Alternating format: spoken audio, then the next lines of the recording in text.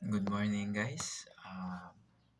For today's video, ato ang i-tackle ning chapter 1. Ang title sa atong topic karon guys is Introduction to Computing. So ang atong overview is natay kuan 10 ka atong i-overview nga topic. Sa number 1 is Programming Development Cycle. Number 2, Defining and Analyzing the Problem. Planning the solution, algorithm, intellectual disparity, modeling tools, testing and debugging the solution, implementation, maintenance and documentation, coding the solution atong pang last. Sa atong programming development cycle, sa programming development cycle, the programming development cycle is the step-by-step process of creating, testing, and maintaining software. It ensures that a program functions correctly and meets users' requirements. Bali guys, ang programming development cycle ko kay hagdan-hagdan bitaw siya nga pag-process nga makabuhat ka og mga code niya, matestingan pud nimo og ma-maintain pud nimo iyang software nya. Gi-ensure pud niya guys nga ang program ma-function siya og sakto para ma-meet ang requirements sa user. Sunod, kuan, defining and analyzing the problem. Defining and analyzing the problem is the first step in programming, where the goal is to clearly understand the task the program needs to accomplish. This involves identifying the problem, understanding user requirements, and determining the necessary inputs and expected outputs. Once the problem is defined, an analysis helps break it down into smaller parts to find the best approach for solving it. This includes identifying key components, recognizing potential challenges, and deciding on the most efficient logic or algorithm. A well-defined and analyzed problem ensures that the program is structured effectively and meets its intended purpose. Bali guys, defining and analyzing the problem from the word itself, need nimo i-define ang kuan problema, imo gina siyang kailangan i-analyze para nga makabuhat kag sakto nga solution ba para dili na maglisod sa sunod nga step. Imo na siyang hunahunahon og maayo para nga maka-come up kag idea bitaw nga mo best nga makasolve sa imong problema. Sa sunod, planning the solution. Mao na din siya ang planning the solution. Planning the solution in programming is the process of designing the logic and structure of the problem before writing the actual code. Bali, kining planning the solution, giplano na nimo. Imo nang giplano ang solution ba para nga pag-code, igo na lang din mo i-code. Nana kay plano daan para di na ka maglisod bitaw, dili ka mag-code una. Imo sang planohon daan guys nga.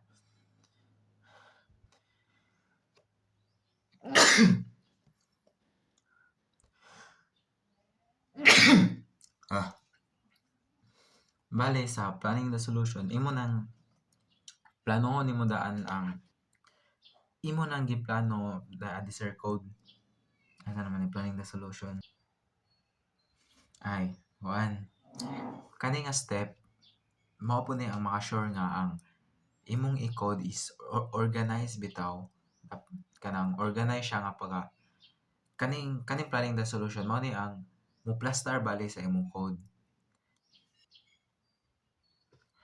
Nya ang kaning planning the solution guys kay kanang na siya common nga tools which is si flowcharts, pseudocode niya kuan ang kaning flowchart ato ra ni explain sa sunod nga topic guys. Sa sunod sa paghuman sa planning the solution, diri na dayon ta sa algorithm. Si algorithm is a step-by-step procedure or set of rules used to solve a problem in programming. It serves as a blueprint for writing code, ensuring the solution is logical, efficient, and systematic. So diri na ta sa algorithm. Kani siya is step by step gyapon ni siya guys nga procedure nga kanang makaset siya og mga rules bitaw nga makasolve sa mga problema sa programming. Kani siya is mao ni imong blueprint para sa imong i-code. Mao ni siya ang algorithm kanang kanang ang good nga algorithm is kanang nakay klaro bitaw nga mga step by step nga mga procedure. Mao na siya ang nindot nga algorithm para makuha nimo ang nindot pud nga code. So sa sunod, paghuman sa algorithm is si intellectual disparity. Si intellectual disparity refers to the difference in cognitive abilities, knowledge, and problem-solving skills among individuals. This variation can be influenced by factors such as education, experience, environment, and innate abilities. In fields like programming, intellectual disparity does not determine success, as continuous learning, perseverance, and collaboration can help bridge gaps in knowledge and skill. Bali, ang intellectual disparity guys is mo ni siya ang na difference kanang kung abilities ug knowledge nato bitaw guys nga bali guys ang intellectual disparity mao ni siya ang kalainan sa abilidad ug kaalaman sa mga tao. Murag naay uban nga mas taas ug pagunahon na daghan og knowledge samtang ang uban kay medyo kulang pa sa mga butang nga kinahanglan nilang mahibaw-an. Ang mga difference sa education, experience, ug environment makaapekto sa kung unsa sila ka ila o kabalo. Basically, mas taas ang IQ or mas sharp ang uban. Pero it's not a big deal kay each person has their own strengths man gyud. So sa next topic na to, ang modeling tools.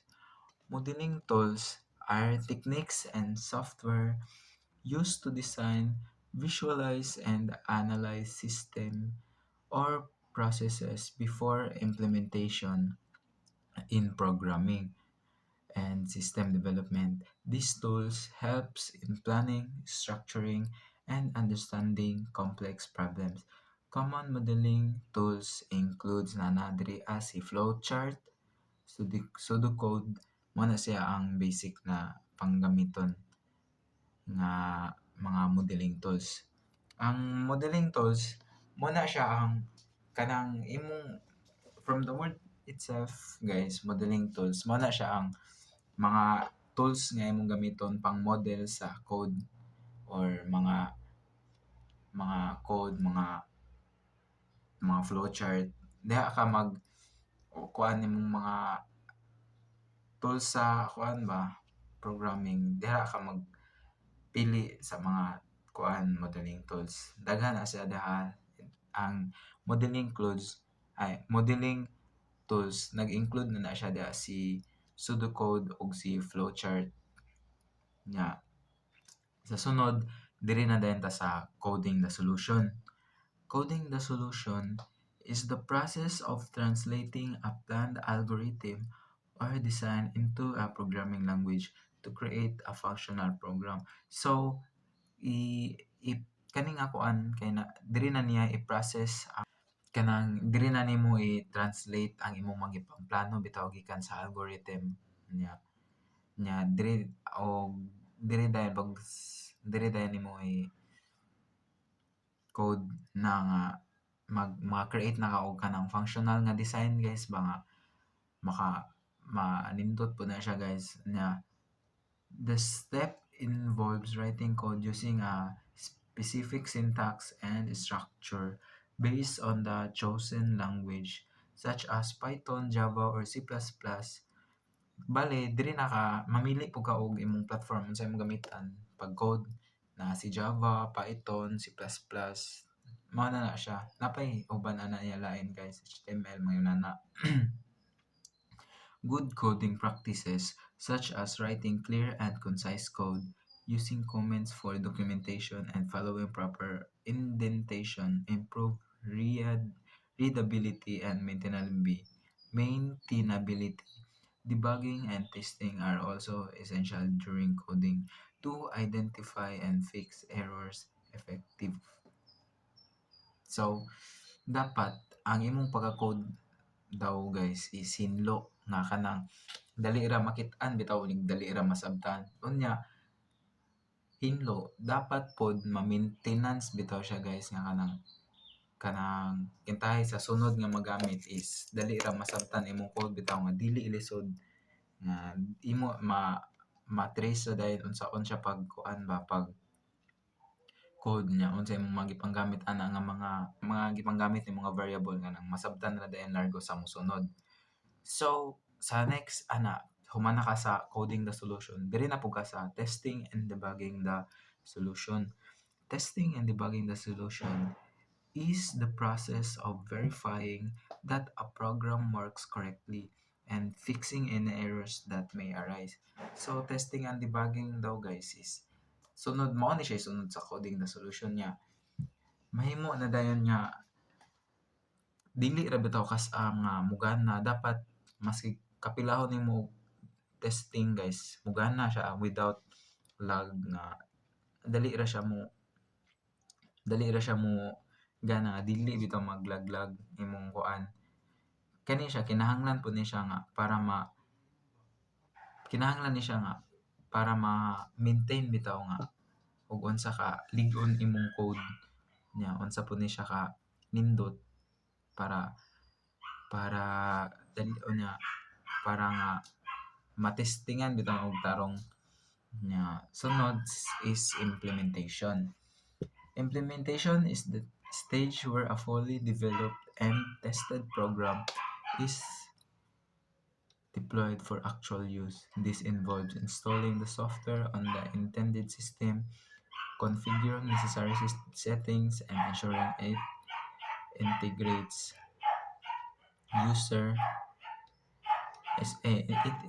smoothly with existing process. So implementation, so diri na nimo gi-implement tong imong code nga gibuhat nga i-install na bitaw siya sa system guys nga magamit bitaw siya largo nga testingan na nimo po diri nga pag-install. So dapat mugana siya. Sa sunod is maintenance and documentation. Mo ni siya sa maintenance and documentation. Dapat nga pag maintenance sa imong code is kanang dali ra masabtan bitaw nga dili maglibog-libog ang mosunod nga mag-code. Sa maintenance involves keeping the program up to date and functional over time. So dapat imong code is mo function siya magkadugay mo function niya. Need po na nimo siya i-update kay basig ma-outdated ba niya dali ra ma-crack og unsa man na imong code nga gipangbuhat.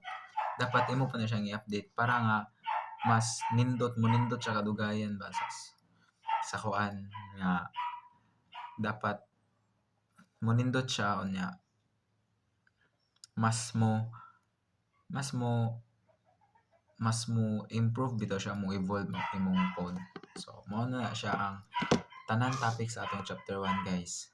Thank you sa pagpaminaw.